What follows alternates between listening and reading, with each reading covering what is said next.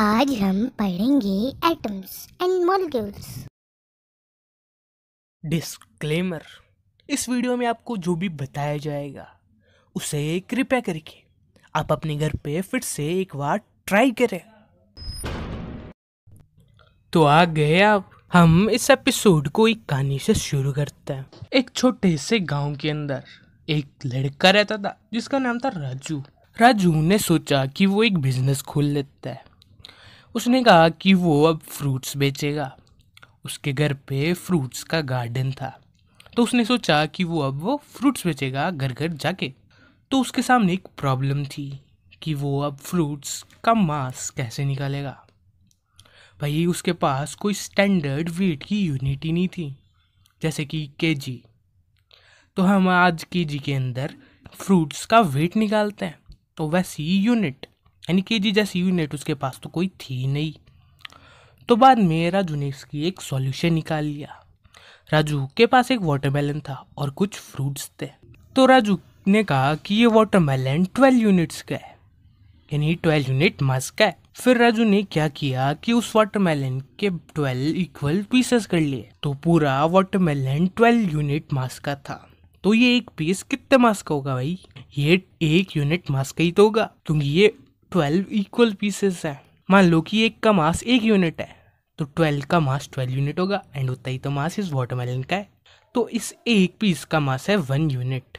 और बाद में उसने क्या किया कि एक एप्पल को लिया, तराजू के एक साइड में रख दिया, एंड उस वाटरमेलन के पीस को एक साइड रख दिया। और उसने देखा कि इन दोनों का वेट इक्वल है, यानी कि एप्पल 1 यूनिट मास की है। समझ रहे हो? एंड बाद में उसने लिया बनाना, एंड बनाना के उस साइड, तराजू के उस साइड एक पीस रख दिया। उसने देखा कि अभी भी बनाना भारी है। उसने फिर से एक और पीस रख दिया। तब उसने देखा कि इनका वेट इक्वल है। तो उसने ये कहा कि मास ऑफ बनाना 2 यूनिट है। तो ऐसे राजू ने अपनी प्रॉब्लम को सॉल्व कर लिया एंड वो फ्रूट्स बेचने लग गया। तो यहाँ पे राजू ने क्या किया?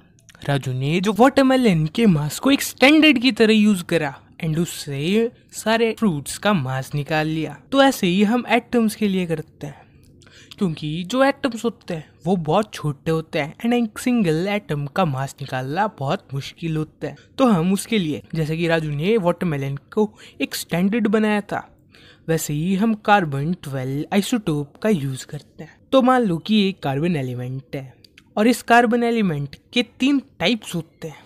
एक होता है कार्बन 12, एक आता है कार्बन 13 एंड एक होता है कार्बन 14। इन तीनों टाइप्स को हम आइसोटोप्स कहते हैं। तो अगर एक एलिमेंट है एंड उसके अलग अलग फॉर्म्स है, तो उन फॉर्म्स को हम आइसोटोप्स कहते हैं।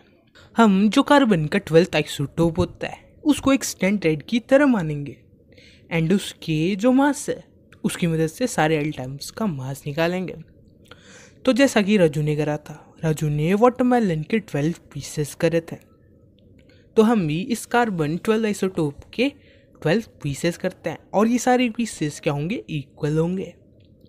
तो इस एक आइसोटोप का 12 यूनिट मास है, एंड हमने इसके 12 इक्वल पीसेस करे हैं। तो इस एक पीस का मास कितना होगा? जरा सोचो।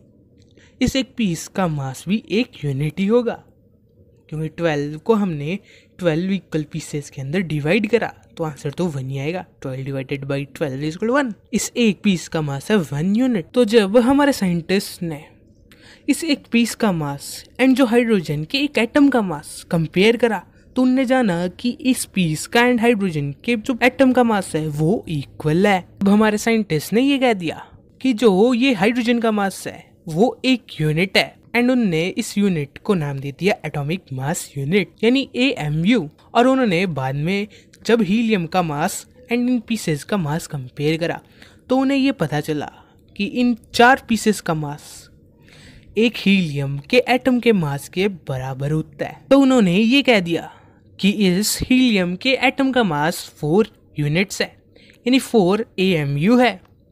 तो ऐसे उन्होंने सभी एटम्स का मास निकाल लिया। ये कुछ एटम्स है जिनका उन्होंने ऐसे मास निकाला। तो जो ये एटॉमिक मास यूनिट होती है उसे हम आज के ज़माने में सिर्फ U से रिप्रेजेंट करते हैं, यानी AMU को सिर्फ हम U लिखते हैं। तो सबसे पहले हमने क्या कहा था कि इस एक कार्बन 12 आइसोटोप का मास कितना है, 12 यूनिट्स है, यानी 12 AMU है। तो अगर हम इस 12 को इस साइड भेज दें तो यहाँ पे ये 12 यूनिट के साथ मल्टीप्लिकेशन के अंदर है, इधर जाएगा तो वो क्या होगा, डिवाइड होगा। तो जब वो इस साइड आएगा तो वो 1/12 हो जाएगा। तो एक AMU किसके इक्वल होगा, एक AMU 1/12 the mass of carbon 12 isotope के बराबर होगा। यानी कि एक एटॉमिक मास यूनिट जो कार्बन का 12 आइसोटोप होता है उसका जो मास होता है उसके 1/12 के बराबर होती है। तो तुम इस चीज़ को अच्छे से याद रखना कि एक AMU 1/12 the mass of carbon 12 isotope होती है। तो ये था एटॉमिक मास। अगर समझ में आया है तो ये लाइक करो ताकि मुझे भी पता चले कि तुम्हें समझ में आया है। तो मान लो कि हमारे पास एक कंपाउंड है जिसके अंदर एक मेटल है एंड दूसरा नॉन मेटल है। तो हम ले लेते हैं NaCl को, यानी सोडियम क्लोराइड को। इसके अंदर जो सोडियम है वो मेटल है एंड जो क्लोरीन है वो नॉन मेटल है। ऐसे कंपाउंड्स के अंदर कुछ चार्ज स्पीसीज होती है, यानी कि कुछ ऐसी चीजें होती है जिनके अंदर चार्ज होता है। उन चीजों को हम कहते हैं आयंस। तो जो ये NaCl है इसके अंदर कुछ चार्ज स्पीसीज है एंड उन चार्ज स्पीसीज को हम क्या कहेंगे, आयंस कहेंगे। तो हम आयंस को ऐसे डिफाइन कर सकते हैं, compounds composed of metals and non metals contain some charge species. The charge species are known as ions.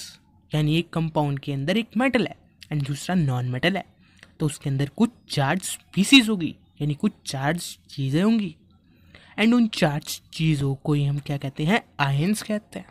Ion के दो बच्चे होते हैं, यानी आयन के दो टाइप्स होते हैं, एक होता है कैटायन एंड दूसरा एनायन। तो आयंस होती है वो क्या होता है, चार्ज स्पीसीज होती हैं। तो वो चार्ज दो तरह का होता है, एक होता है पॉजिटिव चार्ज एंड दूसरा नेगेटिव चार्ज। तो जो कंपाउंड होता है उसके अंदर भी ये दो चार्जेस होते हैं। तो जिस चीज के अंदर पॉजिटिव चार्ज होता है उसे हम कैटायन कहते हैं एंड जिस चीज के अंदर नेगेटिव चार्ज होता है उसे हम एनायन कहते हैं।